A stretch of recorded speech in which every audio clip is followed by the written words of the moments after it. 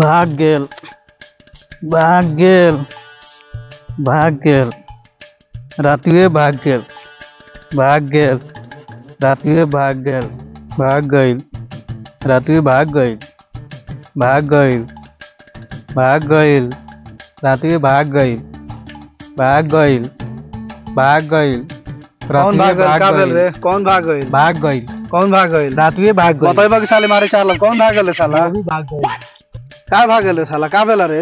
रात में खराब खराब सपना आवता कहता तू सही से रहबा तो हम रहम सही से ना रहबा तो हम ना रहम कहता अच्छा, का करी ना करी तुम उपाय बताव।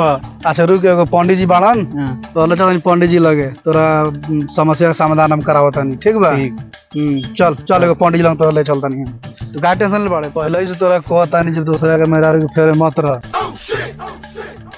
ये मेरा दूसरा मुर्गी फेर में लेकिन सब छोड़ दिल बानी एकदम कुछ हम कहते ही नहीं कि वो अपना घरे तो चल भाग का गेल गेला? वो अपना भाग का घरे गेला? चल गेल कहता तू रात भर में सपना आता रह वो अपना घरे चल तोरा इलाज हम करावतानी चल तोरा समस्या का समाधान हम करावतानी। पंडित जी चल ना पंडित देख ले बान चीन जान के बाहर चल बढ़िया पंडित जी बाड़न।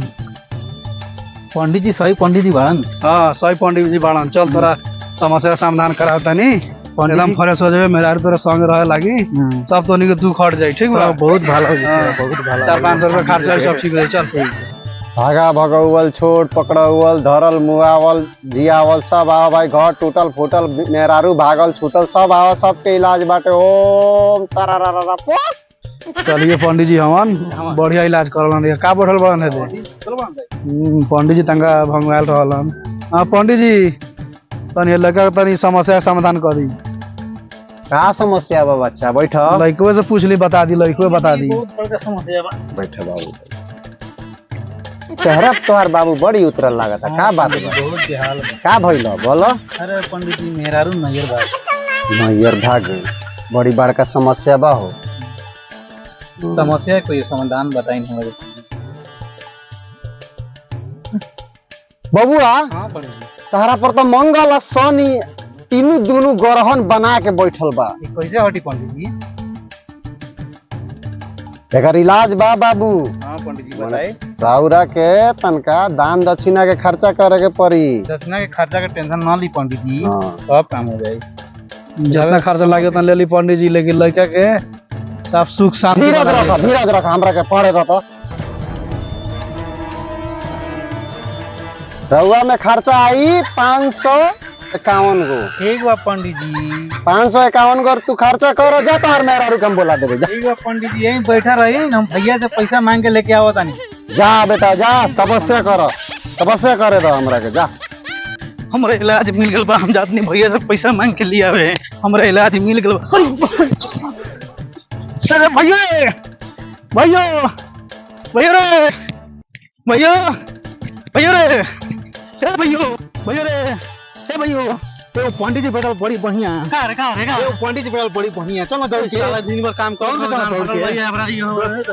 का खींचता रे धीरे चल ना चलो ना हुआ पंडित जी वो भाग दे हन कहां भाग के जाई तो हे जानू रही चल हम 500 काम हो जाए पंडित जी मार निकाल को लात चार डांटा उंगरा के हां पैसा मांगा चलो ना बटुए उंगरा से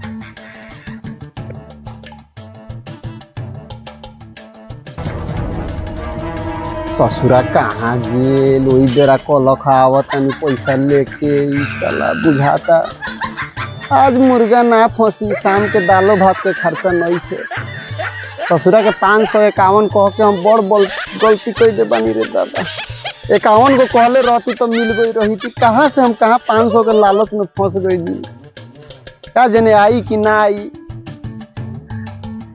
ये दुगड़ावता हाँ आगे लागे तो जल्दी शाम हो गई पंडित जी कलवा जल्दी है ना तो भाग जाए कलवा होता सासु रे 4:44 ए देखो पंडित जी ए ये हमर पंडित जी ये पंडित जी ए पंडित जी हमर समस्या कहाँ रहा बउआ बड़ा परिश्रम तपस्या तू करेला हमरा के रुकल भैया के रहलन खेत में अच्छा ये हमार भैया जबरदस्ती बुला के लिए नहीं ओ ठीक बा चल आओ सामने आओ बउआ ठीक हम देख दी